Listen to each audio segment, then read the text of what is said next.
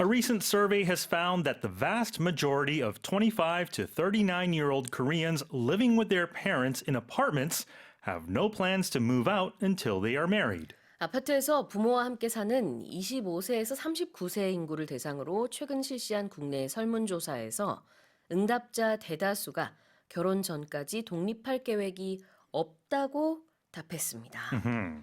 So about 200 people were surveyed? Yeah, so we've talked about this a Yeah. lot here on Morning Special as well. But as with any study, I think we have to look at how the study was conducted. So like you Yes. mentioned, this is a small sample size, 196 individuals, very specific, 25 to 39 who live with their parents in apartments Right. is who was surveyed. Now, the results were, if you break down the numbers, 68% said they won't move out until they're married. So they're going to wait until they marry. On the other end of the spectrum, 4% say they have no plans of moving out even after marriage. So the vast majority here are waiting until marriage to either move out or not even move out. So marriage is a big life event, of course. 그래요. 이제 196명, 200명이 조금 안 되는 사람들이 이 설문조사에 참여를 했고요. 나이는 25세에서 39세였습니다. 헤드라인에도 이제 아파트에 사는이라는 게 들어있지만 구체적으로 이 응답자들, 설문조사에 참여한 사람들은요. 아파트에 거주하는 조금 더 구체적으로 말하자면 왜 엘리베이터에 보면은 그 화면 있는 엘리베이터들 있죠. 그 이렇게 모니터처럼 해가지고 TV Oh, like the little 스크린처럼 media screen. 네, Okay. 네. 그런 걸 이제 설치해 놓은 아파트 단지들로 이제 국한된 그런 걸 이제 설치하는 업체와 관련된 Right. 데서 설문조사를 실시한 것 같아요. 이제 그래서 이제 그렇게 아파트에서 거주하고 있는 25세에서 39세 한 200명 정도를 대상으로 물어봤더니 10명 중에 7명이 저는 결혼 전까지는 독립할 생각이 없어요. So that is there's a cultural aspect to this, right? Yeah. Because in the past, in Korea, that's when you move out of the house, is when marriage is. Other countries, other cultures, maybe when they turn 18 or 19, as soon as they do, they leave the house immediately. But as we're saying, the reasons for this trend is that the cost of housing, first of all, is very high. So as a single person in Korea to buy a house, purchase a house, let alone rent, is very difficult. Sure. And, just the cost of living alone is difficult. And some 26%, 1 in 4 people say that their commute is convenient from their parents' home. So there's a lot of practical reasons here too. Sure, absolutely. 일단은 왜 그러면은 독립을 할 생각이 없느냐라고 물어봤을 때 30%가 조금 넘는 응답자는 왜냐면 너무 비싸서 직접 내가 이제 집을 구해서 나가서 사는 것이 돈이 많이 들기 때문에 부모님이랑 같이 살기를 선호한다. 그다음에는 또 아까 한 26% 정도는 부모님 댁에서 통근하는 게 편하다.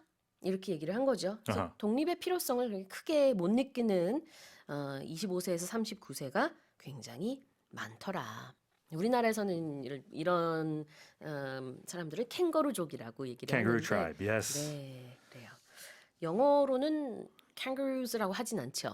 There is a term, but I won't give it away just yet. Okay, We'll talk about it okay. later. Shall we do it later? Okay. Yeah, let's do it later. Yeah, let's tease it. Let's talk about vast majority. Okay, so the majority, if something's a majority, that means it's more than half the totals. And if something is vast, it's great, it's large, like the vast horizon or the vast ocean. So it's more than a majority. So it's not 50.1%.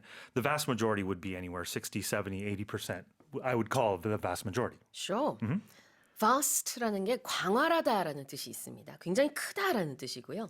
majority는 이제 과반이죠. 근데 그냥 반을 넘는 정도가 아니라 굉장히 많이 넘었으니까 대다수, 대부분이라는 뜻으로 vast majority. Right. In the National Assembly, you can have, sometimes you need a simple majority, which is 50.1%, for example, or a supermajority would be 2/3 of the vote, technically speaking. Exactly. And to move out. To move out, to leave one's residence or working place, usually to go somewhere else. So to move out, here, children are moving out of their parents' houses later in life. 그렇죠. 이 move라는 동사가 이사한다는 의미가 들어있기 때문에 move out 하는 것은 이 집에서 아예 나가서 다른 집에 가서 사는 것을 말합니다. 이사를 나가는 거죠. To move out. 반대로 move in 그러면 들어와서 사는 겁니다. Yeah. 네, So I 이사를 had 가서. roommates move into my house, for example, right? Yep, when you were in college. Yep, I did have roommates. 네. 자, 그러면 다시 한번 제가 읽어보겠습니다. A recent survey has found that the vast majority of 25 to 39-year-old Koreans living with their parents in apartments have no plans to move out until they are married. Let's move on to our next headline. Roughly half of all Koreans in their early 20s have given up on marriage and having children, according to a new study published in the Korean Journal of Social Welfare Studies. 학술지 한국사회복지학에 발표된 최신 논문에 따르면 우리나라 20대 초청년층의 약 절반이 결혼과 출산을 포기한 것으로 나타났습니다. 지금 20대 초니까 아직 결혼을 하지 않았는데 이미 나는 결혼 안 해, 난 출산 안 해 하면서 포기했다는 거죠. They've already given up. Yeah. So again, if we break down the numbers here, this is a slightly larger sample size, 500 people, and it's specifically aged 19 to 23. Okay. So adult years Yeah. here in Korea. And it found that 50.4%, to be exact, have almost given up on marriage and children, but they still have other future plans. Right. But marriage and having offspring are not in them. 자, 이번에는 설문 대상이 500명이었고요. 연령대는 19세에서 23세입니다. 그러니까 사실은 이제 19세도 포함이 돼 있기 때문에 엄밀히 따지자면은 19세와 20대 초인데요. 이제 우리가 조금 루스하게 말을 하자면은 20대 초반이라고 말할 수 있을 것 같고 이렇게 설문조사에 참여한 500명 중에 50.4%가 나는 이미 결혼이랑 출산 포기했어. 이렇게 대답을 했다는 거죠. So what are they putting more emphasis on? These youngsters, relatively speaking, about 80% said they had future plans about social relationships, Yeah. self-development, things like hobbies, and also taking care of their health. So the way I interpret this is that if these are more important, i.e., marriage and children Yeah. means that you can't do this kind of stuff. Building social relationships or developing oneself. Unfortunately, the best way would be to be able to do both. Yeah. Right? Yeah. 그렇죠. 여러 이제 사회적인 관계를 내가 형성하고 싶다. 내 건강을 잘 돌보고 싶다. 이렇게 응답한 20대 초반의 응답자가 많았는데요. 또 결혼은 안 하겠다. 출산은 나 이미 포기했다라고 하는 걸 보니까 이게 같이 하기가 좀 힘들다라는 인식이 있다는 걸 또 알 수 있겠죠. Yeah. That's the thought that is 그렇죠. going through these youngsters' heads. But Absolutely. so we said it was roughly Yeah, half of right. all Koreans, Not right? exactly. Not exactly. So approximately estimating, guesstimating. You do that without completeness or exactness, here, right? Roughly 대략 이런 뜻입니다. 그래서 대략 반 정도. 정확하게 말하자면 50.4%인데요. 그냥 뭐 50% 정도, roughly 50%. 자, and they've given up. Yeah, when you give up something, you stop making an effort, Yeah. you abandon hope, or you admit failure at some times. 네, 포기하다, give up라고 하죠. 다시 한번 읽어보겠습니다. Roughly half of all Koreans in their early 20s, have given up on marriage and having children, according to a new study published in the Korean Journal of Social Welfare Studies. Comments Apple CEO Tim Cook made years ago have just cost the company a boatload of money, as the tech giant has agreed to pay out $490 million to settle a class action lawsuit shareholders lodged against the company in 2019.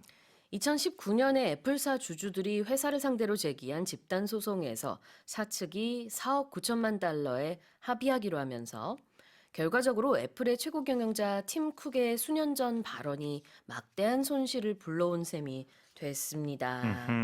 뭐라고 했길래? Yeah, so to give a little background information, you have to be careful what you say, especially if you're the CEO of a very big company. So back in January 2019, this is a year before the pandemic, iPhone said it would slash its quarterly revenue by up to $9 billion, and they blamed it on U.S.-China relations at the time. Now, 2 months prior to that, Tim Cook, in an analyst call, he said that Apple faced pressure in other markets like Brazil, India, Russia, but not in China. He specifically said when talking about currency, he said he would not put China in that category. A few days later, Apple curbed their production.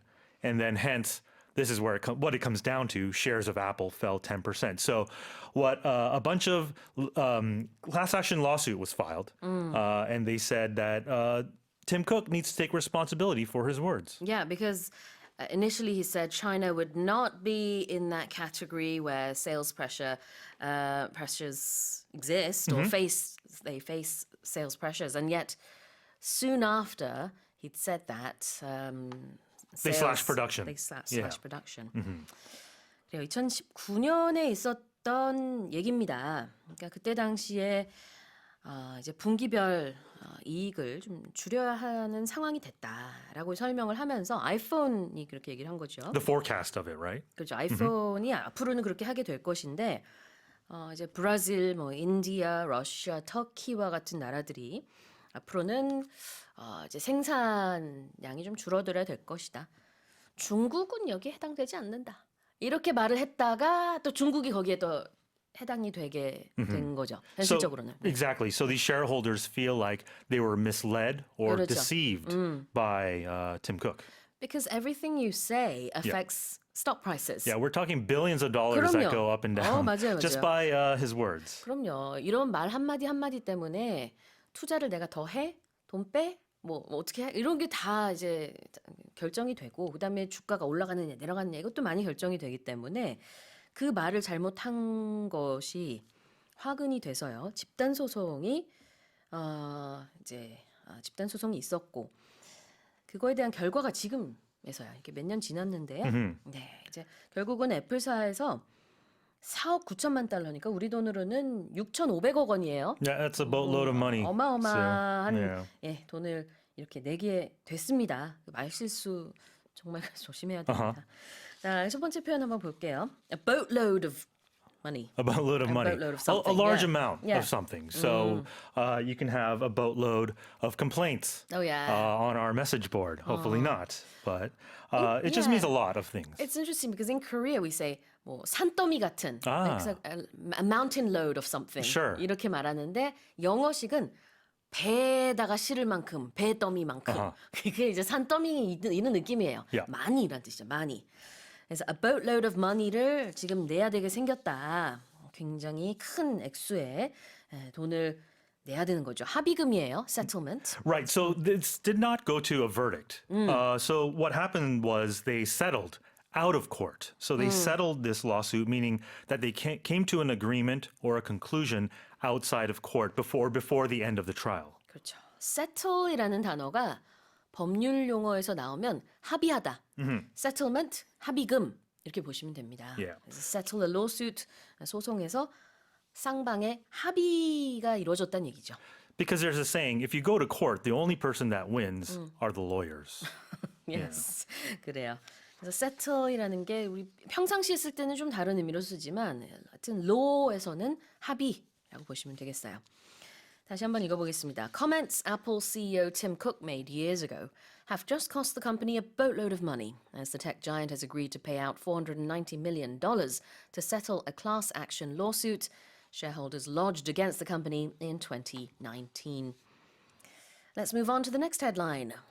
A Japanese municipal government is set to introduce a grandchild leave initiative starting in fiscal 2024, making employees eligible for special leave over the birth or care of their grandchildren. 일본의 한 지방자치단체는 손자녀의 출생이나 돌봄 기간 동안 직원들이 사용할 수 있는 특별 휴가인 손주 휴가 제도를 오는 4월부터 도입하기로 했습니다. Yeah. Again, this is, more social trends, right? Right. This is so Okayama? Okayama district here in Ibaraki Prefecture. Okay. Yes. So, right. What's happening here? What's happening here is that there's a couple of things. First of all, people are living longer and the retirement age is going up. I'm assuming parents need help in child rearing, and so it's almost a win-win situation where, and it's only fair. I think grandparents should be able, if they're still working, they should be able to spend time with their grandchildren. I think it's important for the kids and the future. Sure. We have paternity leave and Yep. maternity leave. But now in this particular area in Japan, they're saying we should give grandparents a chance to leave work and receive the same benefits as parents. 5 days they're proposing. I wonder what our listeners think about this. Any grandparents among our listeners, if you have an opinion on this, that'd be great to hear. But that's what this municipality in Japan is doing. This also has to do with how people are working until much later in life as well. 여러 가지가 지금 다 결부되어 있는 상황이기는 한데요. 이제 일을 하면서 손주를 돌봐야 하는 상황들이 있을 수 있죠. 그럴 때 우리가 그 육아휴직 부모에게 주듯이 이 조부모님, 할머니, 할아버지에게도 이런 휴직 제도를 주는 그런 제도를 도입한다고 합니다. 그래서 3살이 될 때까지 한 6개월간의 무급 휴가도 이제 가능할 거라고 해요. 첫 번째 표현은 be set to do something. Right. So this initiative hasn't started yet, but it's set to be starting in fiscal 2024. Right. So it means it's ready or it's prepared or likely to begin at that time. Be set to do something. 뭐뭐 할 예정이다라는 뜻이 되겠죠. 회계년도 2024랑 우리가 그냥 보통 말하는 2024는 좀 다르기 때문에 아직은 시작이 안 됐지만 곧 시행이 될 예정이라고 합니다. Eligible은 뭘까요? Yeah, when you're eligible, it means you are permitted or qualified to do something. Usually you meet certain standards. Yeah. So to get a scholarship, you need to have certain eligibility requirements, right? 그렇죠. 뭐뭐 할 자격이 된다. Eligible. Be eligible for something or be eligible to do something 이렇게 얘기를 할 수 있고요. As opposed to legible, which means something could You be can read easily, but this is eligible. Yes. 그러네요. 발음 비슷하죠. legible이라고 하면은 이 가독성이 있다는 뜻입니다. 잘 읽을 수 있다. 그 단어랑 이 단어는 발음만 좀 비슷하지 완전히 다른 단어입니다. Be eligible to do something. 자, 다시 한번 제가 읽어볼게요. A Japanese municipal government is set to introduce a grandchild leave initiative starting fiscal 2024, making employees eligible for special leave over the birth or care of their grandchildren. Now let's move on to the final headline. Iceland has declared a state of emergency because of another volcanic eruption on the Reykjanes Peninsula, marking the fourth such disaster since December of last year. 아이슬란드 레케네스 반도에서 또다시 화산이 폭발해 비상사태가 선포됐습니다. 이 같은 폭발은 지난해 12월 이후 4번째입니다. 이 같은 장소에서 지금 계속 폭발이 일어나고 있는 거죠? Yeah, this has been in the news for the past couple of months specifically, but just years back too, there was a very big volcanic eruption that disrupted air travel all around the world. I remember, but Iceland lies in a region of the world called the Mid-Atlantic Ridge. We've all heard of the Pacific Rim, where the Ring of Fire, where a lot of volcanoes and earthquakes occur. But in this area too, the Mid-Atlantic Ridge is where two big tectonic plates meet, and that's where a lot of volcanic activity and earthquakes happen. So a couple of months ago, residents in this town called Grindavik were evacuated, about 4,000 of them, when an eruption happened. And that spread magma throughout the town. 3 homes were destroyed. People were evacuated and moved to a nearby town. Airspace remained open, but just this past weekend at 8 p.m. local time, another eruption occurred. So it looks like it's very disruptive here in this part of Iceland. This area has had the country declare it an area where they've issued a state of emergency. Yeah. So to declare something. Yeah, when you declare something, you make it be known formally or officially, explicitly. When a state of emergency is declared, usually that releases funds from the federal or national government to be put into these disaster areas. 네, 그렇죠. 비상사태를 선포했다라는 뜻으로 declare a state of emergency라고 했습니다. Yeah, I think of the Declaration of Independence, Oh, yeah. of course, the important document in U.S. history. 독립선언문이라고 Exactly. 하죠. 네, 그때는 이제 선언이라고 해석을 하면 되겠고, Declaration of Independence. 실제로 거기 맨 앞에 뭐 I declare 뭐 어쩌고저쩌고 We 이렇게 the 나오죠. people. We the people. I think 이렇게 that's how 나오나요? it starts. 그렇군요. We the people of the United States of America. Blah, blah, blah. 네, 그래서 선포하다, 선언하다. 자, 그 다음에 disaster. A disaster. A disaster is a sudden event that causes great damage, loss, or destruction. So natural disasters are a common thing, like earthquakes and volcano eruptions. 그렇죠. disaster는 재난이나 재앙을 말하는데요. 재해라는 뜻도 됩니다. 그래서 natural disasters, 자연재해가 되겠죠. But you can also use it to describe a situation that's in disarray or Yeah, disordered. Like, my room is a disaster. When you walk in, it's so messy. Or the state of politics is a disaster at the moment, where nothing is occurring. 내 방이 지금 난장판이야 라고 할 때 my room is a disaster 아니면은 정치가 지금 굉장히 뭐 난리야 이런 의미로도 쓸 수 있겠고요. 아니면 그냥 뭐 큰일 났어 이런 느낌으로도 disaster를 쓸 수 있습니다. 캐주얼하게는 좀 두루두루 굉장히 폭넓게 쓸 수 있고요. 뉴스에서 쓸 때는 재앙이나 재해를 말합니다. 자, 다시 한번 제가 읽어볼게요.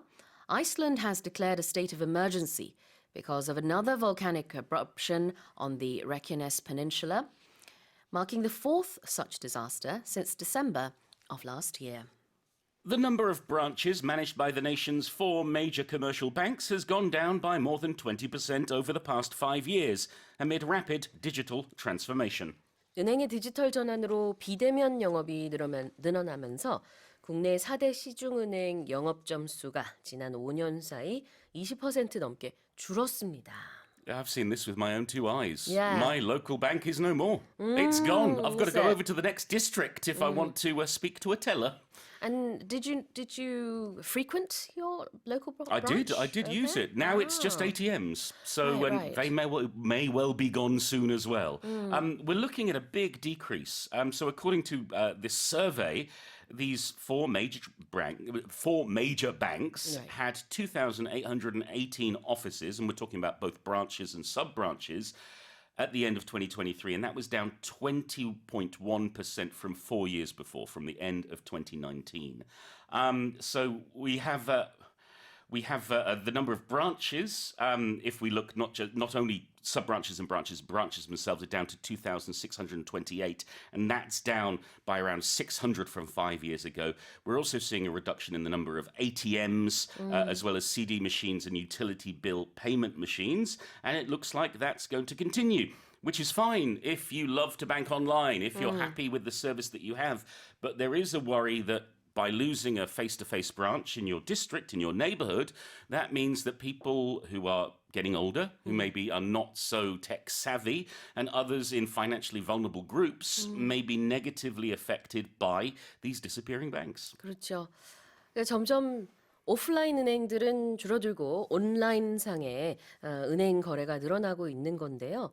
사실 많은 사람들에게는 나는 뭐 어차피 온라인으로 하니까 편리하다 이렇게 얘기할 수 있겠지만 우려되는 게 people who are older, 고령 계층, 고령자, 그 다음에는 people who are financially vulnerable, 금융 취약 계층들은 이제 사실 오프라인 은행이 더 편하거든요. Yeah, and foreign residents too. 외국 분들도 마찬가지시고 Yeah, I'll put my hand up as a marriage immigrant. ATM이나 온라인으로 하는 게 조금 복잡하죠. It can be, so it's much better. For me, for example, when I was renewing my credit card, it was much easier to speak to someone who could help me fill in the forms, do all that. And I'm very grateful to the staff because they did a fantastic job. But yeah, I'm a little worried because Yeah. I like face-to-face service. Yeah, exactly. Well, let's have a look at this first word, and it's branch. Yes, we're not talking about trees here, Sue. We're talking about businesses, and you'll find this used for banks, but also for certain stores. We talk about a certain chain or a franchise having a branch in this district and that district, meaning there are these stores or shops or banks that all belong to the one company in different areas. 네, 지점을 branch라고 하는데요. 원래는 branch가 나무의 가지입니다. 네. 그 branch도 실제로 이제 큰 나무의 가지 같은 역할을 하고 있는 거죠. 자, 그다음에 digital transformation. Meaning going online. Not doing things face to face, not using a physical machine, but using your phone or your computer to do your banking. We talk about Sure. digital transformation in 2024. It's happening all over the place. 네, 디지털화, 디지털 전환이 되는 것을 digital transformation이라고 합니다. Well, here's the headline again. The number of branches managed by the nation's 4 major commercial banks has gone down by more than 20% over the past 5 years amid rapid digital transformation. Let's move on to the second headline. Russian President Vladimir Putin has won a 5th term by a reported landslide of 87%, according to Russian exit polls, amid widespread protests against his deepening dictatorship, the war in Ukraine, and what many perceive as a stage-managed election. 러시아 대선에서 블라디미르 푸틴 현 대통령이 출구조사 결과 87%로 나타난 압도적인 득표율로 5선 연임에 성공했습니다. 이는 심해지는 독재와 우크라이나 전쟁, 대부분이 결과가 미리 정해진 관제투표로 보고 있는 이번 선거에 대한 광범위한 시위 중에 나온 결과입니다. Okay, tell us more. Well, I mean, they're claiming it's the highest turnout in history at 74% of the electorate. In 2018, it was 67.5% turnout, and Putin won 76.7% of the vote. The And issue this was quite expected because he Yeah. didn't have any rivals. No. Officially, he had 3 rivals. Okay. But Okay. the 2 rivals who were really opposing Putin, they were banned. Right. They were the ones who were against the war in Ukraine. The 3 supposed rivals, these politicians also running in the election, many people are saying they were just there to make it seem like it's a real election. When in fact, no, this is stage managed. This is all for show because Putin's a dictator and he's going to keep himself in power. The thing is, he's been there a long time.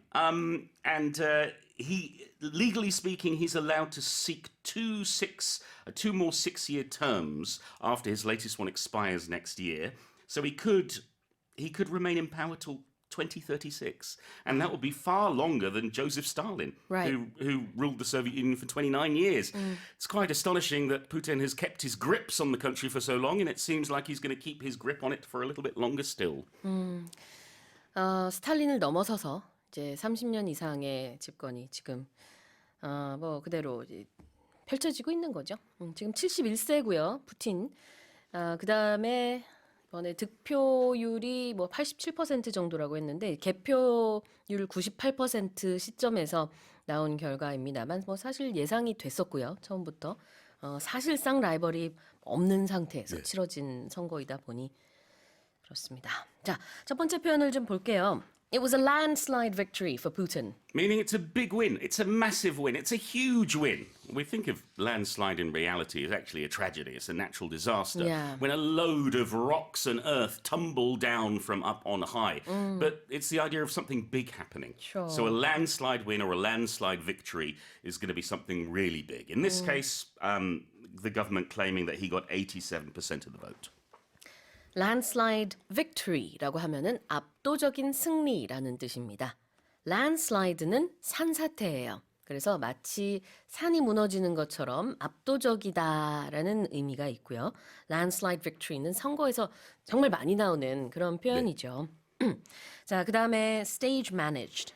Yes, if something is stage managed, well, it's been organized, it's been controlled, like a play, like a musical, like an opera, because what do all those 3 have in common?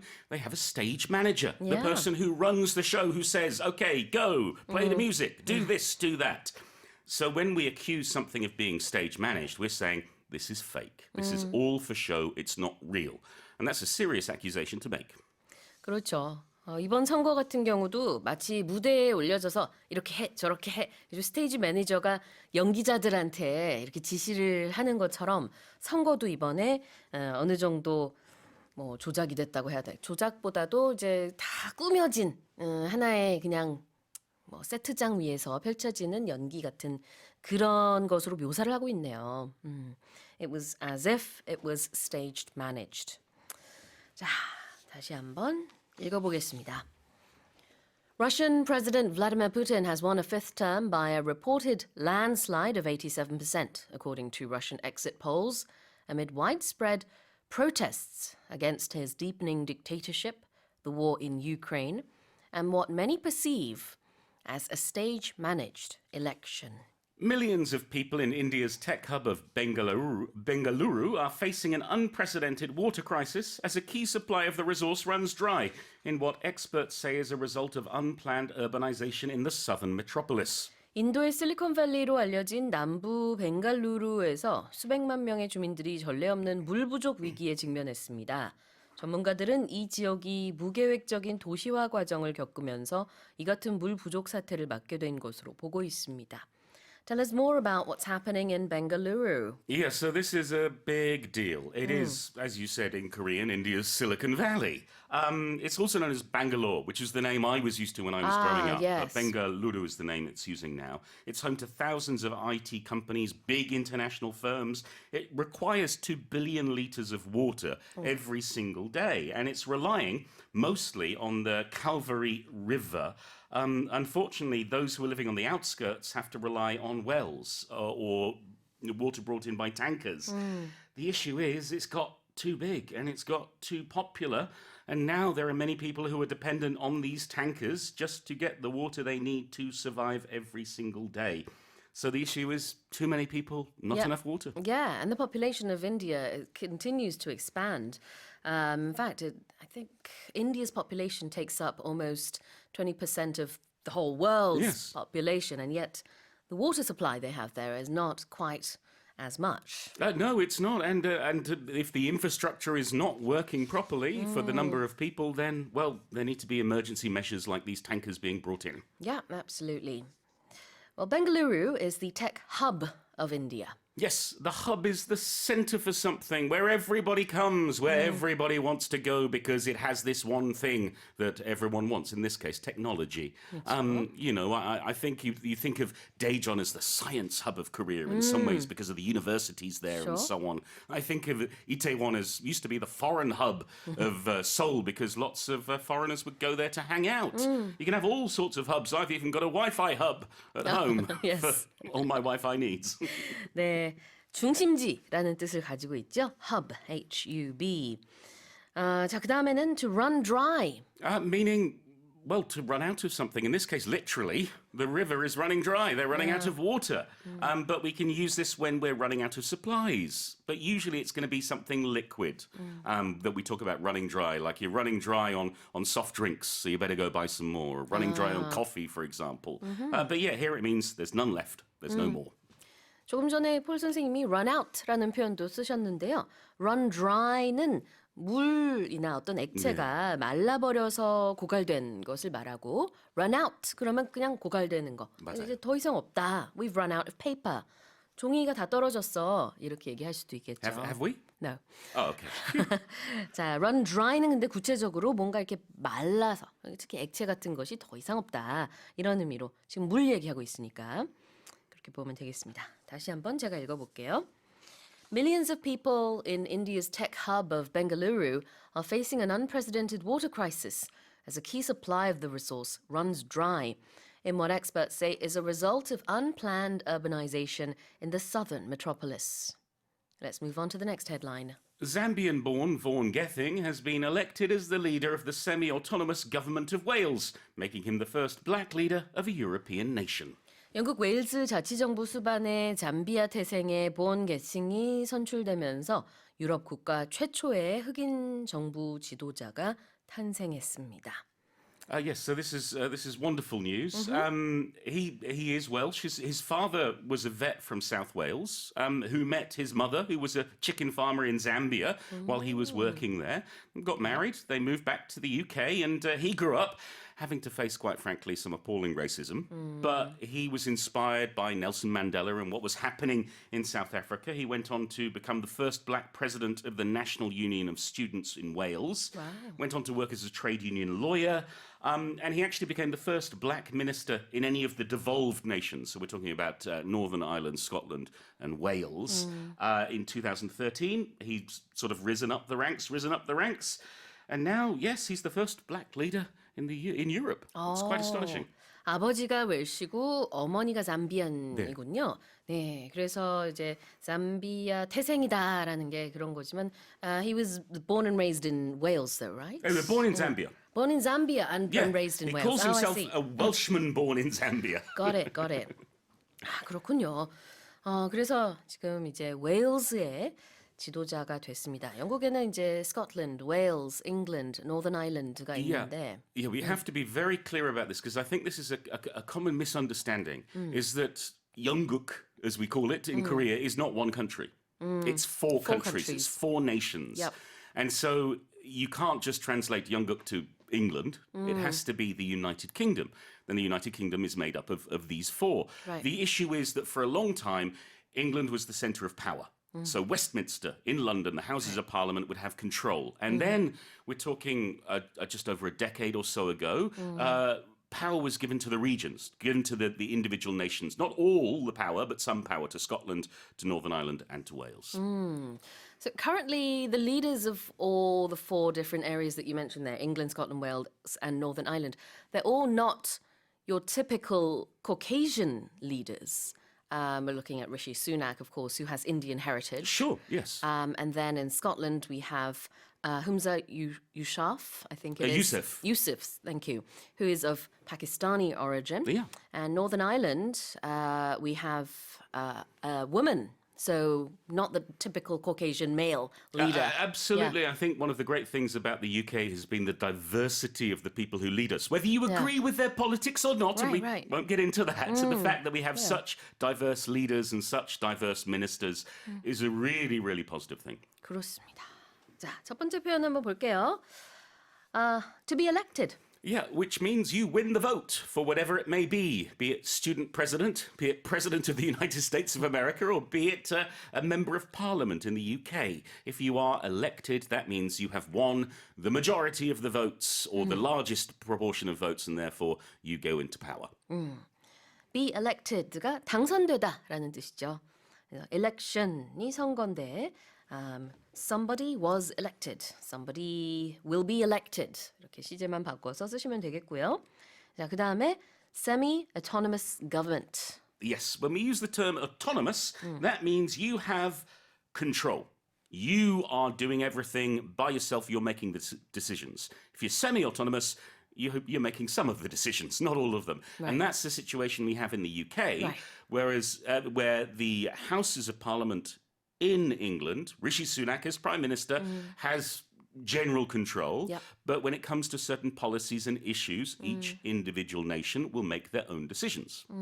그래서 이제 semi-autonomous government가 우리말로는 이제 자치정부로 해석을 하면 되겠습니다. 영국의 아주 그 독특한 지리적인 정치적인 구조 때문에 다른 나라와는 좀 많이 달라요. Yeah, 그렇죠? but we can say, for example, that the provincial governments in Korea are semi-autonomous to a certain extent in that they make decisions about their own province and about rules or about different issues in their province that they don't consult or they don't have to get permission for from the central government. 맞아요. 그리고 이 semi의 발음이 어떤 사람들은 semi라고 하고 네. 또 이제 semi라고 발음도 하고요. 다 가능합니다. All right, well, here's the headline again. Zambian-born Vaughan Gething has been elected as the leader of the semi-autonomous government of Wales, making him the first black leader of a European nation. Before we move on to the next headline, do you speak any Welsh? No, Oh, okay. no, I'm sorry. Oh, never. Do you? No, I don't. But I just wanted to point out that Welsh is a completely separate language. It's not English. Yes, they even have their own TV channel that's completely in Welsh. And you can't understand it if you only know English. Unless there's subtitles. There you go. Okay, let's move on to our final headline. A university in China has sparked a widespread debate about privacy on mainland social media after it installed dozens of surveillance cameras in one of its classrooms, almost one per student, as part of its teaching process. 중국의 한 대학이 교육장치라 주장하면서 특정 강의실 내부에 거의 학생 한 명당 한 대씩의 감시 카메라를 설치하자 자국 소셜미디어상에서 사생활 침해 논란이 광범위하게 촉발됐습니다. Now, I've seen pictures, And at first I thought, no way, this is, a surveillance camera. But yes way. Yeah, this So many surveillance cameras on the ceiling. Yeah, this is Baoding University in Hebei province in northern China. One member of staff from the university says that, yes, we do have the cameras, but they're for digital media teaching and they're not on for other classes and they're only used during exams to prevent students from cheating. And yet people are asking, what's up with this? Right. Then there are students who are going online and saying, our university has a similar setup. What's interesting is the class where this clip was filmed was a calligraphy teaching class, where you shouldn't really need to have cameras, should you? And this seems to be a bigger and bigger issue in China. There are some teenagers complaining that their parents have installed surveillance cameras in their bedrooms because they want to keep tabs on how they're studying and if they're working hard, which is really quite worrying at the same time. We shall see what happens, but certainly it's a hot issue in China at the moment. The university in Hebei seems to be saying that it's not used, every day. No, they're It's just there only for when they need them. Yeah, for exam periods so that people don't cheat and things like that. And yet the students still say just the presence of these cameras is very stressful to them. Yeah, I mean, if I had to sit in a room to do this show in front of all these cameras, oh my God, there's cameras in the room, Sue! We're being watched! We have 1, 2, 3. But just imagine you had... I didn't know they were watching me, Sue! But just imagine you had 20, 30 cameras Yeah. on the ceiling and each one's focusing on you. And as a teenager, that's one of the most stressful times in anyone's life. Yeah. You're going through hormonal changes. You're dealing with exams. I can understand why kids would not be happy with this predicament. Yeah, and that's why there's a widespread debate, right? There is, and a widespread debate means everyone's talking about it, from over there all the way to over here. Widespread meaning it's over a large area. Yeah. But we're talking about online, basically. It means that lots of people online in lots of different places are talking about this topic. 네. widespread, 광범위하게 걸쳐진 debate, 논쟁이라는 뜻이 되겠고요. surveillance camera. CCTV, the cameras that watch us. If you are being surveilled, that means you are being monitored or watched by someone or something. So, for example, in our studio, if you're watching on the Boyne radio, you're not seeing me on a surveillance camera. That's just on a video camera. But we do have surveillance cameras, I'm sure, in the studio, just in case anything might happen. 그래요. 근데 중국에서는 CCTV라는 채널도 있기 때문에 이제 이게 헷갈리면 안 되지만 우리가 보통 말하는 CCTV는 closed circuit TV죠. 그래서 감시 카메라라는 의미인데 이거를 또 다른 말로 surveillance camera라고 하고요. 또 참고로 중국의 CCTV라는 채널은 China Central TV의 약자라서 다른 단어입니다. I wonder if they have CCTVs inside CCTV. I'm sure they do. CCTVs in CCTV. 자, 그래서 surveillance camera라는 표현까지 살펴봤습니다. 제가 다시 한번 읽어볼게요. A university in China has sparked a widespread debate about privacy on mainland social media after it installed dozens of surveillance cameras in one of its classrooms, almost one per student, as part of its teaching process. Well, that's it for the headlines today. Korea saw its first increase in marriages in over a decade last year, with approximately 194,000 couples tying the knot, marking the first uptick since 2011. 작년 우리나라 혼인 건수가 19만 4천 건으로 2011년 이후 12년 만에 처음으로 증가세를 나타냈습니다. 작년이면 2023년도 데이터 얘기를 지금 하는 건데요. Right. Tell us more. Right. So, as we mentioned, the number of marriages in Korea, it's risen for the first time in more than a decade, and it's hovering just below 200,000 levels, the 200,000 level for about 3 years now in a row, and it's up slightly. So it's Right. up 1% from a year earlier, so 2022. And as we mentioned, it marks the first time since 2011 that the country logged an on-year increase in the number of marriages. So as you know, we talk about this a lot, but the childbirth rate, I think it's also related to this because we need more married couples to have more children. But the number of marriages, it's been on a gradual decline over the past decade from about 435,000 marriages back in 1996. It went down to 400,000 in 1997, and then it halved to 200,000 in 2021. And the reason why we're seeing the slight uptick is because a lot of people held back from getting married in the second half of 2022, or they not 2022, but during the COVID-19 pandemic, Right. they couldn't have these big marriages or big festivities, so they pushed it back, and then a lot of these people were having their marriages during the second half of 2022 to the first half of 2023. And that really explains why we're seeing the uptick. Because Yeah. it is very relative, isn't Yeah, it? yeah. 이렇게 업티크가 있었다, 이제 증가세를 보였다라는 얘기인데요. 사실 이제 전체적인 그림, the big picture를 봐야 하는 이유가 그런데 우리가 최근에 결혼하고 싶어 하는 20대, 30대가 굉장히 많이 줄었고 그다음에 전체적인 이제 결혼에 대한 인식도 예전과는 많이 달라졌는데 어떻게 결혼한 혼인 건수가 늘었지 Yeah. 생각하실 수 있어요. 그러나 지금 설명해 주신 것처럼 이건 상대적인 겁니다. 작년에 혼인 건수가 1%라도 는 이유는 그 전해와 계속해서 코로나 팬데믹 기간 동안에 많이 줄어들었기 때문입니다. Yep. 네, 많이 미뤘죠. 그래서 이런저런 이유로 팬데믹 기간 동안에 우리 조금만 더 미루자. 팬데믹이 끝나면 결혼하자. 이런 커플들이 많았기 때문에 작년에는 어쨌든 상대적으로 그 전해에 비해서 오른 수치이지만 2021년, 2020년 요때 데이터들에 비하면 여전히 많이 적습니다. Yeah, I mean, it's been holding steady at about that 200,000 point. And I mean, if you remember back to when we were, under social distancing measures during COVID-19, we weren't allowed to gather in Right. large numbers. So it would make sense that not a lot of marriages happened during that time. Exactly. 그래서 실제로 2021년부터 지금 계속 3년째 그 20만 건이라는 마크는 넘지 못하고 있다고 해요. Yep. 전엔 넘었었는데, Yep. 그러니까 딱 확실히 팬데믹 기간과 겹치는 것을 볼 수 있죠. 2020년 정도부터는 혼인 건수가 많이 줄어들었다가 작년에는 다시 조금 오른 모습입니다.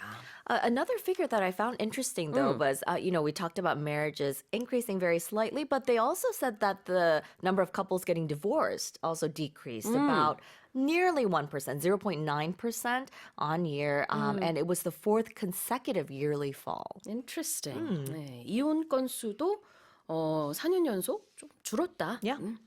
자, 그럼 첫 번째 표현 한번 보도록 하겠습니다. To tie the knot. Tie the knot. It's a very informal way of saying getting married. Another informal way we could say it is, they got hitched, or Yeah. we're getting hitched. 그렇죠. 결혼하다를 뜻하는 표현인데요. Get hitched도 있고 그다음에 tie the knot도 있습니다. 그 영화 있지 않나요? 브래들리 쿠퍼가 나오는 게 hitched인가? 네, 그런 영화가 있는 것 같아요. Yeah, I 네. know. I don't know. I haven't heard of it. 저기 제목이 생각이 안 나는데 그 단어가 들어갔던 것 Yeah. 같습니다. 자, 그래서 tie 뭐뭐뭐 그러면 묶다 이런 뜻이 있어요. 그래서 우리 운동화 신발끈 묶을 때도 tie your shoelaces라고 하는데 여기선 tie the knot. Yeah. 뭐 매듭을 묶다 이거는 이제 결혼하다라는 Yeah. 하나의 표현입니다. You'll be inseparable. That's right. Yep. K-N-O-T. K of course is silent. And an uptick. Uptick. So uptick means it's an increase in the number or the amount of something. And we use this very, often when we're talking about there's been an uptick in interest or there's an uptick in economic growth, but something that has to do with figures. 그렇죠. An uptick in something이라는 것은 늘어났다라는 얘기인데 많이 늘어났다라는 이미지보다는 조금, Slightly, yes. 그렇죠.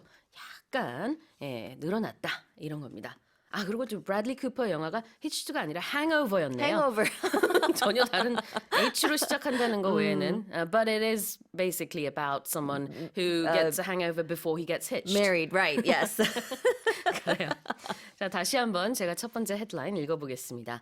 Korea saw its first increase in marriages in over a decade last year, with approximately 194,000 couples tying the knot, marking the first uptick since 2011.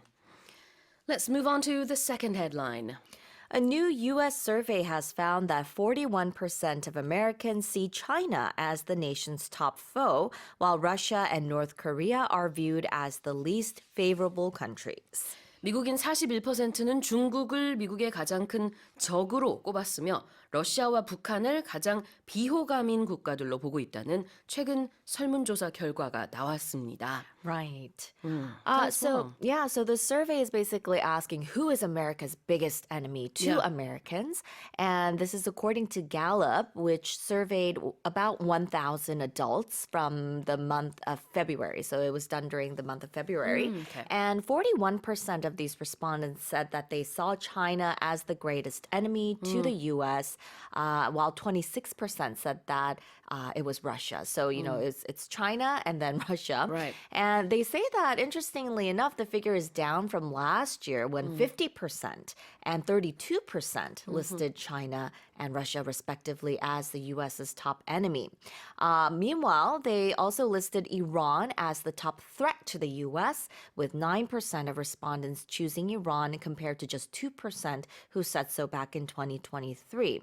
And the survey also asked which countries are favorable and least favorable. Yep. And the countries with the top favorable rankings were Canada and Japan, getting 83% of favorable ratings, while, as we mentioned, Russia and North Korea were considered the least favorable. 네, 미국의 설문조사 기관인 갤럽에서 실시한 거고요. 1,000명 정도를 대상으로 2월 달에 미국인들을 대상으로 한 설문조사에서 미국에게 가장 위협이 되는 적으로 보여지는 국가가 어느 나라냐.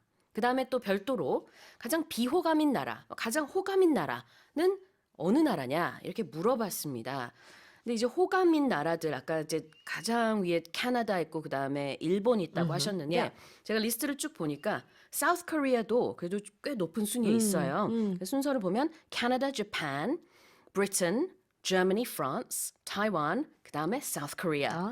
그러니까 이렇게 하면은 7위가 되겠네요. 그래서 한국도 굉장히 좋은 이미지가 있고 제일 아래는 이제 North Korea하고 Russia가 있습니다.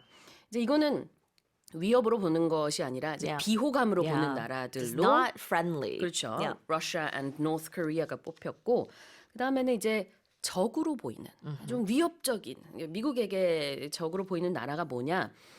It was interesting because Republicans tended to think China was Yeah. the biggest threat. Democrats thought Russia was the biggest Yeah, threat. I think they kind of plot it that way, you know? They 그렇군요. frame it kind of in that way, yeah. 그렇군요. 그래서 이제 전반적으로 보면은 이제 미국에서 중국을 가장 큰 적으로 보는 것이지만 이걸 또 이제 잘 나눠서 보면 어느 정당을 지지하느냐에 따라서도 극명하게 차이가 나타났어요. Republicans, 공화당 지지자들은 중국을 적으로 보는 경향이 있고 Democrats, 민주당 이제 지지자들은 러시아를 또 이제 가장 큰 적으로 봤다는 점. 네, 이런 서베이가 있었습니다. Yep. Let's have a look at the first expression. Foe. Foe. So when we talk about foe, it usually comes together with friend. So Yeah, it's are friend you or friend foe. or foe, Right. right? So foe means it's an enemy or a competitor. 그렇습니다. Friend or foe 같이 알아두세요. 이거는 아군이냐 적군이냐라는 뜻입니다. 그래서 foe의 또 다른 말로 enemy라고 할 수도 있겠죠. 여기서는 enemy country, a threat to Yeah. America 이런 단어들로 대체할 수도 있겠는데 예, foe라는 단어 여기서 F-O-E 이렇게 씁니다. 자, 적이란 뜻이고요. 그 다음에는 most favorable, least favorable, favorable 볼게요. Right. Something that's favorable means it has a positive sort of image, or it's pleasing, or it could be something that creates or wins favor as well. 그렇죠. favorable이라는 게 호의적이다라는 의미가 있는데 most favorable 그럼 가장 호감이 있다. least favorable 그럼 덜 호감이니까 비호감이 되겠죠. Yeah. 스펠링은 보통 북미권에서는 O 하나로 쓰지만 영연방 국가들, 그러니까 영국, 캐나다, 호주 이런 나라들에서는 U를 하나 더 추가해요. 그래서 favorable 가운데 V-O-U-R 이렇게 씁니다.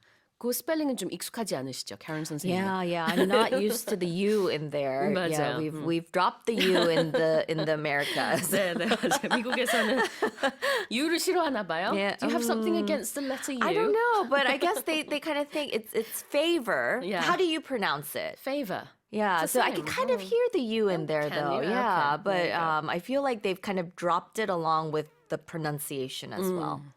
이런 대화도 너무 재밌어요. Yeah, yeah. 미국 사람들과 영국 사람들이 서로 Very- 많이 놀려요. 왜 And 영어 there- 가지고 장난해? There are a lot more differences than I thought, too. Yeah. Yeah, exactly. 언제 한번 시간 되면 그 얘기도 더 나눠보죠. 자, faux하고 favorable까지 살펴봤습니다. 다시 한번 읽어볼게요. A new US survey has found that 41% of Americans see China as the nation's top foe, while Russia and North Korea are viewed as the least favorable countries. The Bank of Japan has raised its key interest rate for the first time in 17 years, ending 8 years of negative interest rates and other remnants of its unorthodox policy. 일본 중앙은행인 일본은행이 그간 시행해왔던 이례적인 마이너스 금리 정책 및 기타 관련 조치들을 해제하면서 17년 만에 처음으로 기준금리를 인상했습니다. Tell us more. Right. So the Bank of Japan, it made the first interest rate hike in 17 years. It's marking a very historic shift away from its focus on reflating growth with decades of massive monetary stimulus. So although it is the first rate hike, the interest rate is still around zero as the economic recovery is still seen to be very fragile, and it's forcing the central bank to go slow on further rises in borrowing costs. So according to the BOJ governor, he said that we reverted to a normal monetary policy targeting short-term interest rates as well as with other central banks, because we've been seeing a lot of other countries trying to, move away from this policy to pop up growth through cheap money and unconventional monetary tools. And they say that if this trend inflation heightens a bit more, it might lead to an increase in short-term rates. But of course, they never say, oh, we're going to do this. Right, It's of course. very, they don't elaborate on, when it's going to be or what the pace will be like. But economists are saying that the elimination of negative interest rates in Japan, it kind of signals the Japanese central bank's confidence that Japan has kind of emerged from the grip of deflation. Exactly. 우리가 영하 아니면은 마이너스라고 하는 거를 영어식으로는 역시 마이너스라고 할 수도 있고요. negative라고도 합니다. 그래서 negative interest rates, 이 마이너스 금리였던 것이 이번에 0.1%포인트 오르면서 0에서 0.1%의 이제 금리, 적어도 이제 마이너스는 좀 벗어났다. 이렇게 볼 수 있겠고요. The first expression here is the remnants of something. Remnant. So it's something that's remaining. So it's a small piece or amount of something that's left from a larger original piece or amount. 네, 남은 부분, 이게 유물이라는 뜻이 될 수도 있고요. 나머지라는 뜻이 될 수도 있는데 M하고 N이 옆에 나란히 있습니다. remnant, R-E-M-N-A-N-T. 자, 그다음에 unorthodox policy. Right. So when we're talking about orthodox policies, it's something that's usual or expected. So if it's unorthodox, it's different from what you expected or different from what is usual. And it refers to, it could be behaviors, ideas, methods, or even policies. Exactly. Some articles called it Japan's radical approach, or in this case, policy. But unorthodox is the word used here. 비정통적인. orthodox가 정통의란 뜻이 있는데요. unorthodox policy. 그러니까 좀 이례적인 그런 정책이라고 볼 수 있겠습니다. 자, 다시 한번 읽어볼게요. The Bank of Japan has raised its key interest rate for the first time in 17 years, ending 8 years of negative interest rates and other remnants of its unorthodox policy. Now let's move on to the next headline. A heat wave stifling Brazil has set new records, with Rio de Janeiro's heat index hitting 62.3 degrees Celsius, the highest in a decade, according to weather authorities. 브라질의 숨막히는 폭염이 이어지면서 리오데자네이로에서는 체감온도가 역대 최고 수치인 섭씨 62.3도를 기록했다고 현지 기상 당국이 밝혔습니다. 와, 어떻게 하면은 체감 온도가 60도가 넘어요. So, we're not talking about the actual temperature course, rising up to right. 62.3 degrees. It's the heat index, which Right. is a measure of what it feels like. So it takes into account the humidity levels as well. Brazil is in the southern hemisphere, so I would assume that since we're moving into spring, they would be kind of moving into fall. So I don't know if it's hot all year round, but there's been scorching heat, and they say that the actual maximum temperature was 42 degrees, but so it felt like 62.3 degrees, and this was the highest that they've seen in a while. The previous heat index record was set in November when it hit 59.7 degrees Celsius. So it's quite a jump from that temperature as well. So they were seeing a lot of people packing the beaches like Copacabana, Ipanema Beach, as authorities were publishing a lot of tips on how to cope with the stifling heat. Brazil, of course, is such a big Yeah. country that a part of it does cross the equator, but then it's further down as well. And as you said, right now it's right at the end of summer, right, yeah. over there. But still, this is incredible. 여기서 말하는 히트 인덱스가 이제 체감 온도지만 더울 때 쓰는 히트라는 단어가 들어가 있잖아요. 영어로는 사실 이렇게 체감 온도라는 하나의 단어가 있다기보다는 겨울에 쓰는 단어, 여름에 쓰는 단어가 다 다릅니다. 바람이 많이 불 때, 뭐 wind chill factor 이런 단어 쓰기도 하고요. 그래서 우리는 이제 포괄적으로 다 쓸 수 있잖아요. 어느 Yeah, 계절이나 이거 조금 다른 컨셉인데 어쨌든 의미는 체감 온도입니다. Yep. 네. 자, 첫 번째 표현 좀 볼게요. stifle. Stifle. So when you're stifled, it kind of means you can't breathe. In this case, because of the extremely hot temperatures or extremely unpleasant temperatures. 그렇죠. 숨 막힐 정도로 이제 정말 너무 공기가 습하고 또 답답하고 그렇겠죠, 당연히 지금. Yep. 그래서 질식할 것 같은 그런 상황일 때, 숨 막힐 때 stifling 한다라고 얘기를 합니다. 그 다음에 heat index를 한번 다시 짚고 넘어갈까요? Yeah, heat index. So we mentioned it's a measurement of how hot the air feels and how uncomfortable people are likely to be, and it's based on the temperature combined with the humidity. 그렇죠.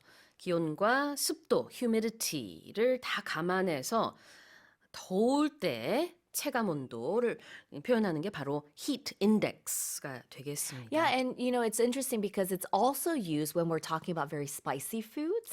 So when something's very spicy, we could also say that it has a high heat index as well. 아, 그렇군요. 맵다라는 것을 영어로 hot하다라고 하기도 하잖아요. Or we 그래서 can feel the heat. Yeah, Yeah. you feel the heat. 그래서 그 열감이 느껴진다라는 표현으로 또 대체하기도 합니다. 자, 다시 한번 읽어볼게요. A heat wave stifling Brazil has set new records with Rio de Janeiro's heat index hitting 62.3 degrees Celsius, the highest in a decade, according to weather authorities. Now let's move on to the final headline.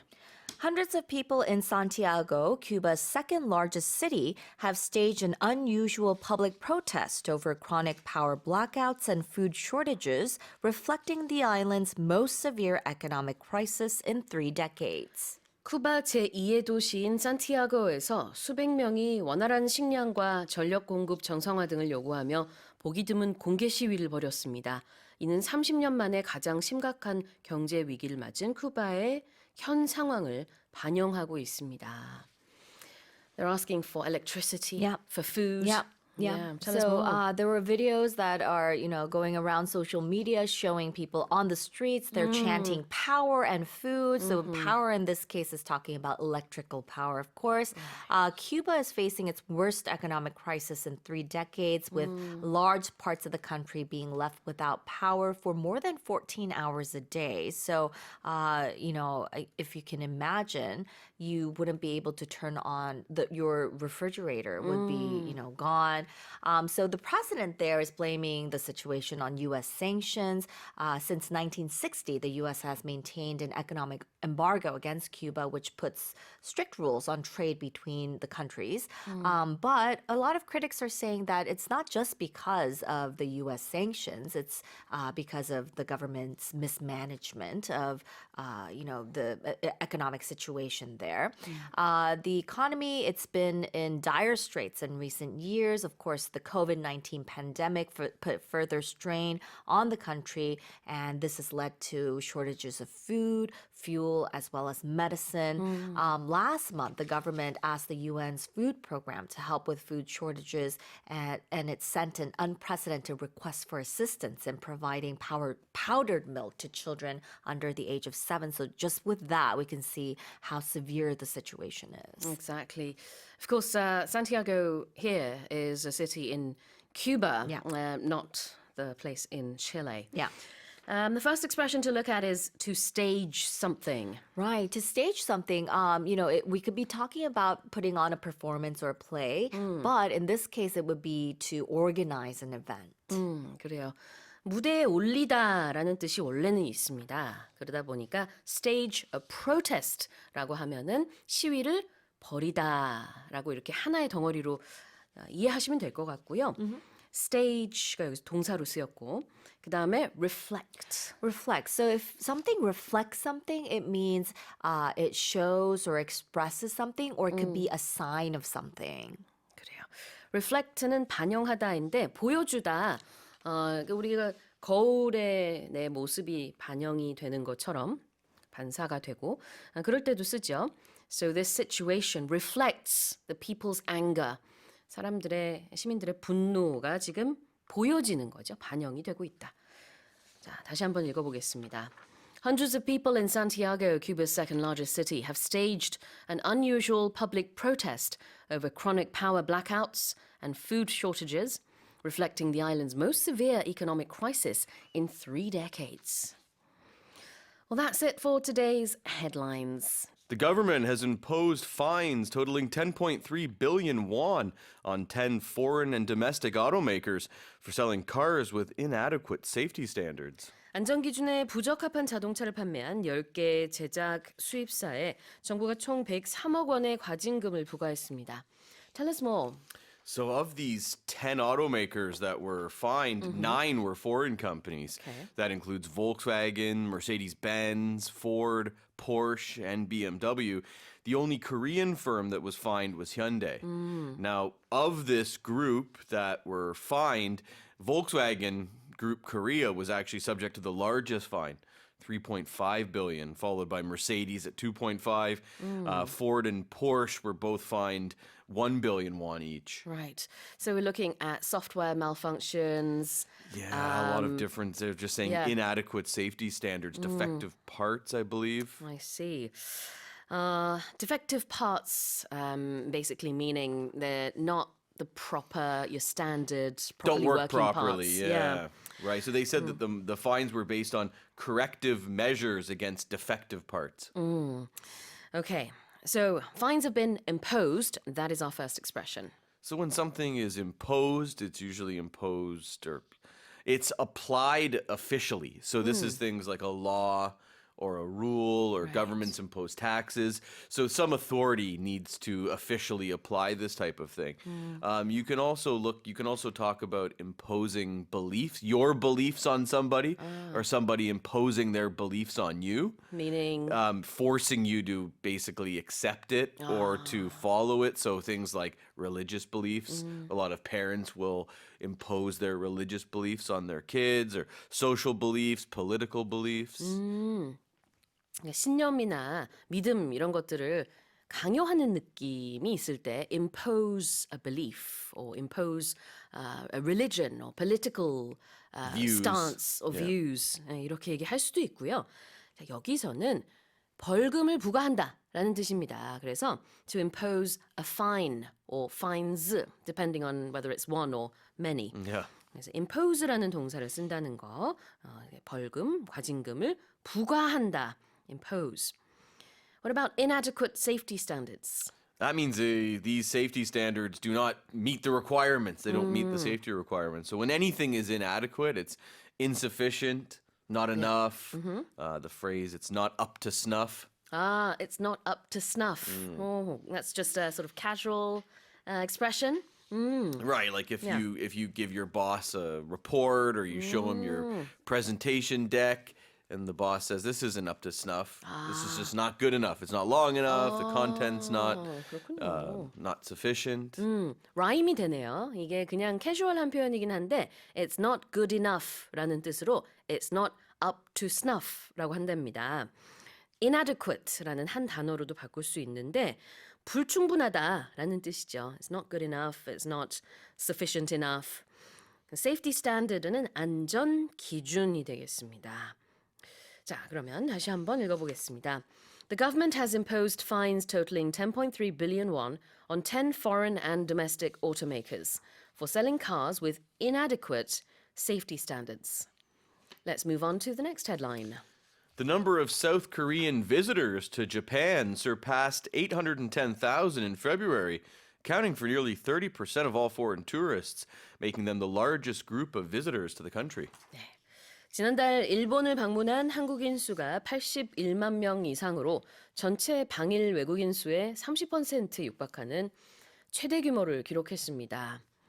So out of all the foreigners that visited Japan, South Korea took up the biggest portion of the pie. Yeah, sure did. So there was nearly 2.8 million foreigners that visited Japan last year, which just that number alone, that's a 7% increase from February of 2019. Okay. So they're above pre-pandemic levels now. And then of the roughly 2.8 that visited Japan last year, 818,000 were from Korea, so nearly 30%.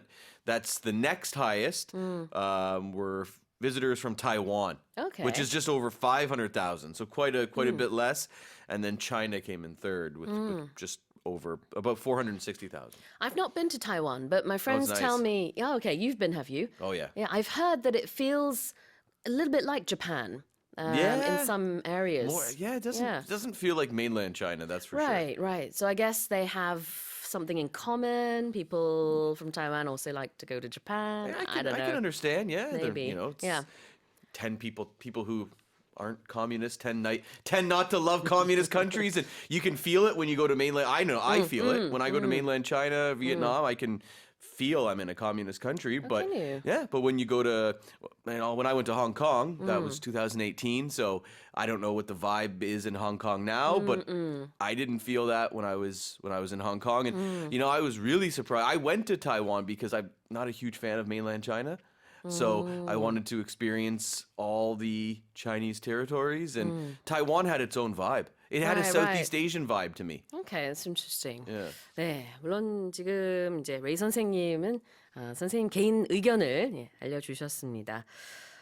그러니까 일본을 방문한 이제 많은 외국인 중에서 한국인들이 가장 이제 많은 퍼센티지를 차지했다. 30% 정도를 차지했는데요.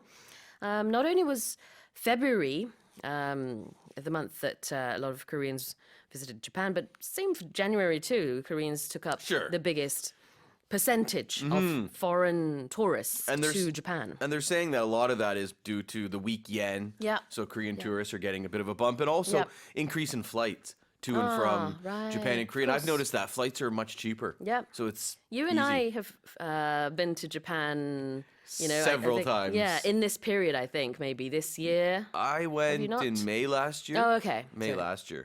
Well, I fall in this In this one, category. you're one of this one of these believe- 800,000, I right? think so, yes. Yeah, and All right. I'm hoping I'm going to go back this year for sure. Okay, so the first expression is to account for something. So that is, it forms a portion of the total you account for, and it's usually you talk about it in percentage, or you'll just talk about the majority or the minority of something. Yeah. So, think about businesses or restaurants near a university or near a high school. You could say students account for the majority of their customers. A accounts for B. 이렇게 얘기하면은요. A가 B만큼의 비율이나 부분을 차지한다. 이런 뜻이 있어요. 그래서 여기서는 뭐라고 했냐면은 South Korean visitors accounted for about 30% of foreign tourists to Japan.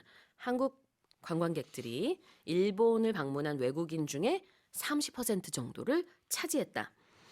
And so Korea was the largest group of visitors to Japan, right? Right. So if you're going to categorize visitors based on nationality, then Korea's the largest or highest proportion. Yeah. So you can look at a lot. We're going to talk about hockey later in the second hour, which I'm really looking forward to. I'm going to have a lot of questions to ask Oh, you I about have that. I have terms that I'm going to quiz you on to no. see if you can guess hockey lingo. Oh, no. Oh yeah, I have a whole bunch of them actually. Okay, and Anyways, so, so for example, in the NHL, with National Hockey League, so this is professional hockey that's in Canada and the U.S. 7 teams in Canada, the rest in the U.S. The largest highest proportion of players or largest group of players are Canadians. right. And Canada is known Right. for So I think hockey. it's it's somewhere in the 30, 40, 50% even of I'll have to double check that. But yeah, the largest group of players are Right. Canadians. 아, 그렇군요. NHL 허키 선수들 같은 경우 북미권에서 이제 허키 팀들이 여럿이 있는데요. 캐나다 팀도 있고 미국 팀도 있고 그렇지만 캐나다 선수들이 가장 큰 부분을 차지하고 있다. 이런 얘기를 지금 해주셨습니다. 그래서 가장 큰 규모의 가장 큰 부분을 차지한다라는 의미로 they are the largest group. 이렇게 얘기할 수도 Over 있겠죠. 40%. 40% 이상이 Canadian players. Yeah. And they don't just play on the Canadian team. So like Right, it doesn't American teams too. It doesn't matter. Yeah. So 그럴 수 some Canadian teams have lots of Russian players. Some American teams have a lot of Swedish players. It doesn't Yeah. matter, right? Like it's Yeah. just whatever. This may be a bit of a stereotype, but when I think of Canada, I think of maple syrup, politeness, Okay. hockey. Yeah. Yeah, and Those are all good ones. Yeah, Those yeah. are all I think I'll those are take those ones. Yeah, I think Yeah. that's the first couple of things that come to mind. Yeah, we're happy with that. Coffee, drinking coffee, Oh, I didn't know that one actually. Tim Hortons. Oh yeah, there you go. And A, that one. Yeah, right. Saying A, and sorry as well. Yes, that's a big one too. 자, 그래요. The largest group of visitors 설명을 하다 보니까 또 캐나다 얘기 이렇게 재미있게 하게 됐네요. 다시 한번 헤드라인 읽어보겠습니다. The number of South Korean visitors to Japan surpassed 810,000 in February, accounting for nearly 30% of all foreign tourists, making them the largest group of visitors to the country. Experts have warned that a rare but dangerous bacterial infection carrying a fatality rate of 30% is spreading at a record rate in Japan, with officials struggling to identify the cause. 드물지만 치사율이 30%에 달해 매우 위험한 박테리아 감염이 일본에서 급속도로 확산하고 있으며 일본 당국도 아직 뚜렷한 원인을 파악하지 못한 상태라고 전문가들이 경고했습니다.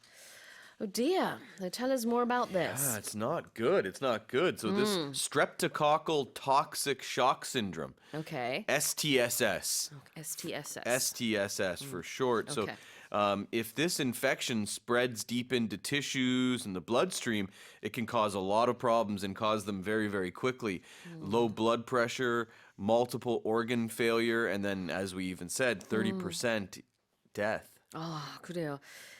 이제 이게 연쇄구균 독성 쇼크 증후군이라고 합니다. 이름이 좀 길죠. 그래서 이게 약자로는 STSS라고 한다고 하는데 이제 문제는 내가 걸렸는 줄도 모르고 걸린 케이스들이 있다는 거죠. The problem, of course, is that some people don't even know they have it. Yeah. And then, of course, as we saw here, the fatality rate is pretty high. Yeah, it sure is. And Yeah. last year, Japan saw a record high of 941 cases, and they're expected to exceed that record this year because there's already been, at the time of this report, 378 cases in the first 2 months of this year. Of course, experts will be looking into it, but as of yet, we don't exactly know what's causing it. No.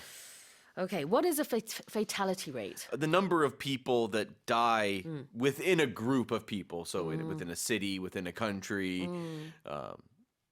within a space, a particular group of people who are killed by a particular cause. So by a disease, by COVID, for example, by cancer, for example.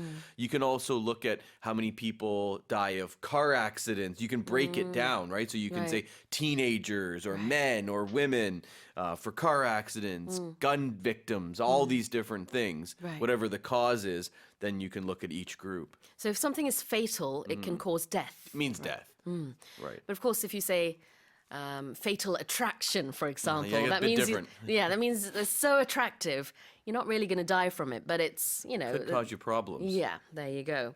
fatal이라는 단어가 들어가면은요 치명적이다라는 뜻입니다. 그래서 fatality라는 것은 이제 그런 사망을 불러일으킬 수 있다라는 뜻이고 rate는 비율이죠. 이 두 단어가 합쳐지면은 치사율이 됩니다. fatality rate, 사망률, 치사율. 그다음에 struggle to do something. Having problems. It's not easy. I'm struggling to explain what this means. I think I struggle to explain the fatality rate. I struggle to say words correctly sometimes, like ketogenic. I said it Who wrong. doesn't struggle? Everyone struggles with Yes. something. struggle이라는 거는 이게 좀 잘 못하는 거예요. 고생하다, 애쓰다 이런 느낌이 있어요. 그래서 우리가 지금 말한 것처럼 struggle to explain. 설명을 잘 못하겠어. struggle to say something. 말을 잘 못하겠어. struggle to explain이라는 게 여기서는 이제 struggle to identify the cause라고 했는데 원인을 아직 못 찾겠어. 그래서 이제 struggle이라는 게 그런 의미로 애는 쓰고 있지만 잘 안 되고 있을 때 쓰는 표현입니다. If you want to ask someone for help, you could say, "Oh, I'm struggling with this." Maybe you say it to your teacher, to your mom, Yep. a problem, a math Right. problem, for example, Yep. or you ask a manager or a work colleague, you're struggling to figure something out. 그렇죠. So you might ask for some help. Exactly. 지금 제가 이 프로젝트를 하고 있는데요. 레이 매니저님, 제가 이거 잘 모르겠어요. I'm struggling with this project. 좀 도와주실래요? help? Could you give me 그렇죠. some help? 이런 식으로. 잘 못하고 있어요. 애쓰고 뭔가 이제 힘들어하는 느낌이 들어 있습니다. 그래서 그 느낌을 이해하시면 될 것 같아요. 일본에서는 현재 experts are struggling to identify the cause of this bacterial disease. 무엇이 지금 이 질병을 만들고 있는 것인가? 그 원인을 파악하는데 지금 어려움을 겪고 있다. 아직 못하고 있다. 다시 한번 읽어보겠습니다. Experts have warned that a rare but dangerous bacterial infection carrying a fatality rate of 30% is spreading at a record rate in Japan, with officials struggling to identify the cause. Let's move on to the next headline. The UN Weather Agency has issued a red alert about global warming, citing record-breaking increases last year in greenhouse gases, land and water temperatures, as well as the melting of glaciers and sea ice. 세계 기상기구 WMO는 지난해 온실가스 방출량, 지상과 해수면 온도, 빙하와 해빙의 녹는 속도가 모두 기록적으로 상승했음을 지적하며 지구 온난화에 대한 적색 경보를 발령했습니다. A red alert has been issued. Yeah, that's not good. Yeah, red alerts definitely let you know something is wrong. Yeah, absolutely. 빨간불 이제 깜빡이면 뭔가 문제가 있다라는 뜻으로 이해하면 되겠죠. Tell us more. Well, the World Meteorological Organization said there is a high probability that 2024 will be another record hot year. Yes, they released their State of the Global Climate report last week, and they have certainly started to ratchet up concerns that the climate goal, that the world can unite to limit planetary warming by no more than 1.5 degrees Celsius from pre-industrial levels. We've heard about that before. Yeah. That goal is increasingly in jeopardy. It's likely that we're going to surpass that if we don't do something about it right now. Right. So this year is going to be another record hot year, meaning it's going to be The highest ever. Very, very hot. In fact, hotter than before. Hottest ever. Hottest ever. When you say a record, a record means it's the top. Or you can also have a record low. It's just the lowest or the highest that something has ever been. So prices or points that an athlete scores or goals that an athlete scores, Right. temperatures. A record high, record low, in this case record hot. 기록적으로 더운 해가 될 것이다. 이렇게 2024년의 여름을 내다보고 있는 세계 기상기구입니다. Okay, so record-breaking increases. Let's have a look at this expression. Well, it means that it broke the record. So the previous high is now replaced by this new figure, this new temperature. 기록을 깬 거죠. 영어로는 break a record라고 하는데요. record-breaking cases, 기록을 깬 그런 이제 상승이니까 이거 좀 자연스럽게 말하면 기록적인 상승이라고 할 수 있을 것 같아요. The best is when you see an athlete score the record-breaking goal or Yeah. hit the record-breaking home run. I remember when Mark 그렇죠. McGuire did that in the late 90s and it was must-see TV. 그래요. 이제 특히 운동선수들은 뭐 종종 이런 표현들이 같이 언급이 되죠. 기록을 깼습니다. 새로운 기록을 세웠습니다. 이렇게요. 자, greenhouse gases. Those are gases that are in the Earth's atmosphere that trap heat. Especially carbon dioxide is the one most people think of. 맞아요. 온실가스를 얘기합니다. 자, 다시 한번 읽어볼게요. The UN Weather Agency has issued a red alert about global warming, citing record-breaking increases last year in greenhouse gases, land and water temperatures, as well as the melting of glaciers and sea ice. Now let's move on to the final headline. A new study has found that a ketogenic diet, characterized by low carbohydrate intake, high fat content, and moderate protein levels, significantly delays the onset of early stages of Alzheimer's related memory loss in mice. 저탄수화물과 고지방, 적정량의 단백질로 구성된 일명 케토 식단이 알츠하이머병 생쥐 모델의 초기 기억력 감퇴 증상 발현을 상당히 지연시킨다는 연구 결과가 나왔습니다. 한마디로 이 케토 식단이 기억력 감퇴를 줄이니까 굉장히 좋다는 거죠.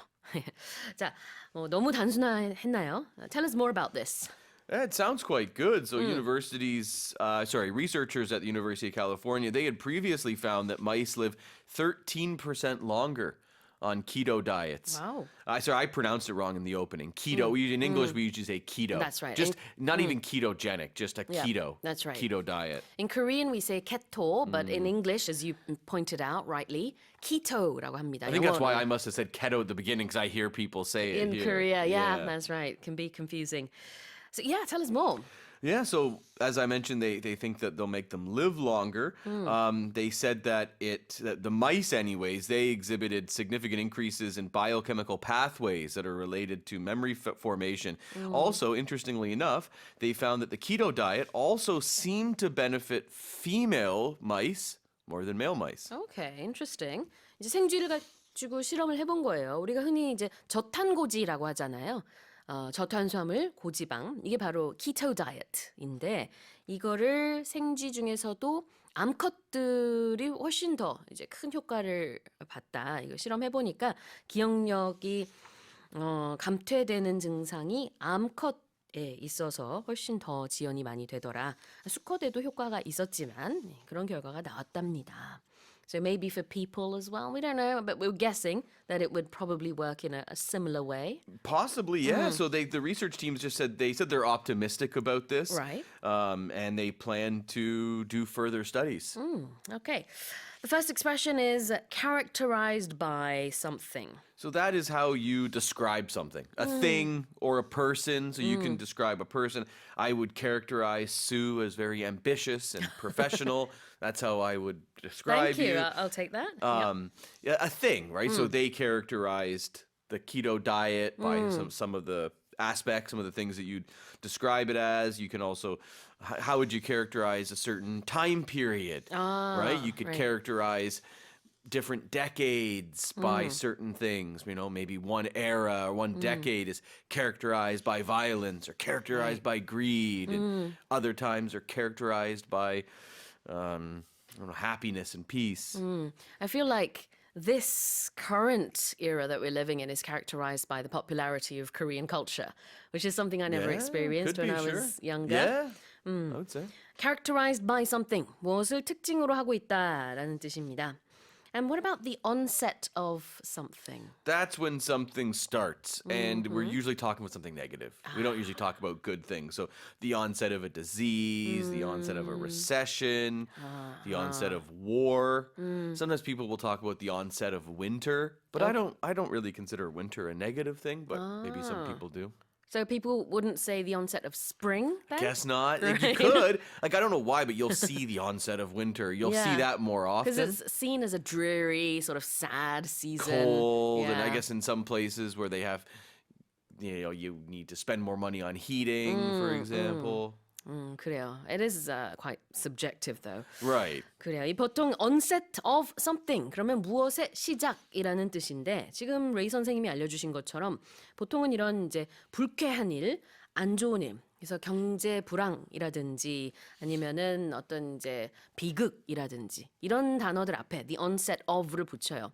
특이하게도 계절 중에서는 겨울 앞에 이제 붙이는 경우가 있는데 이건 아마 전통적으로 겨울을 좀 춥고 안 좋은 계절이라고 생각해서 그럴 수 있지만 요즘 뭐 겨울 좋아하는 분들 많으니까 이거는 이제 주관적으로 판단하시면 됩니다. 다시 한번 읽어볼게요. A new study has found that a ketogenic diet characterized by low carbohydrate intake, high fat content, and moderate protein levels significantly delays the onset of early stages of Alzheimer's-related memory loss in mice. And that's it for the headlines.